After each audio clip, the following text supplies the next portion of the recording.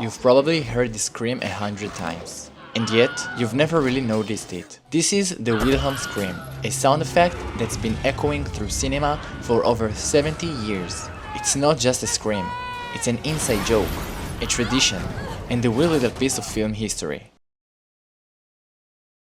The scream was first recorded in 1951 for a movie called Distant Drums. In one scene, a soldier gets pulled underwater by an alligator. To make it more realistic, they needed a scream, and so an actor recorded a few takes of pain and fear. One of them stuck. But the name Wilhelm Scream actually comes from another movie, The Charge at Feather River, 1953, where a soldier named Wilhelm gets shot and lets out that exact scream.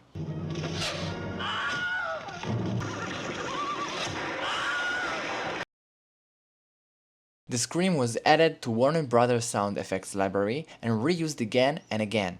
But it wasn't until one man, Ben Burtt, sound designer for Star Wars, rediscovered it that it became legendary. Burtt loved the scream so much, he made it his signature Easter egg, adding it to Star Wars, Indiana Jones, and more.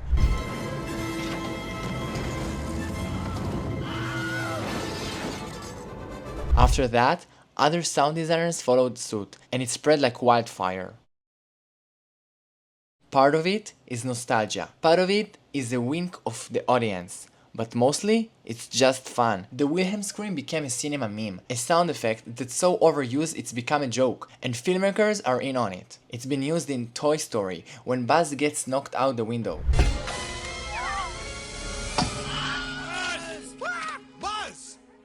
The Lord of Rings during epic battle scenes.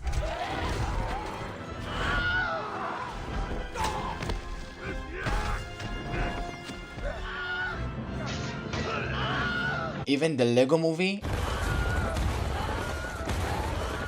and Avengers. Your powers are inconsequential compared to mine.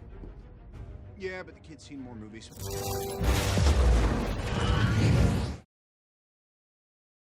So can you use the Wilhelm Scream in your videos?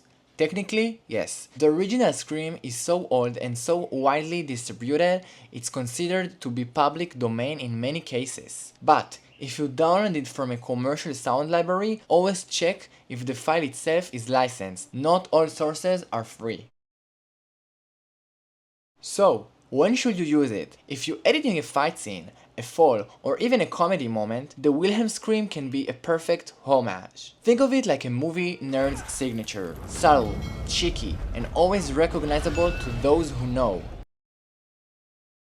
Once you know what to listen for, you'll start hearing the Wilhelm Scream everywhere, in chaotic crowd scenes, during explosions, or when someone falls from a rooftop. It's there. Sound designers often bury it deep in the mix, almost like a secret handshake. Yeah, but the kid's seen more movies.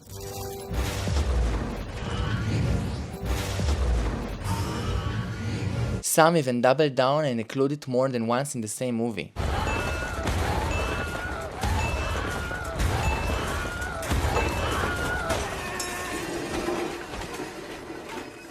Oh, phew.